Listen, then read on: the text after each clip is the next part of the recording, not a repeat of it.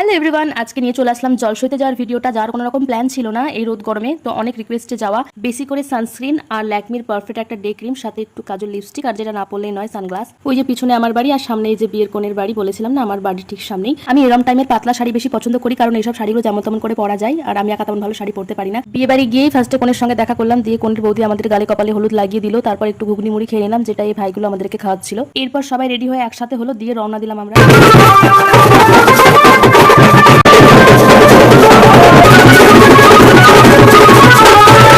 ওই যে দেখলে বাড়ির কাছে কাকির হাত ধরে ঠুমকা লাগালাম, ওইটুকুই। যার বিয়ে সে নাচলেই হলো, আর কাউকে দরকার নেই। আর এটা ওদের কি নিয়ম জানি না, বৌদিটা তার শাড়ির সাথে কাপড়ের পাড় ছিঁড়ে লাগিয়েছে।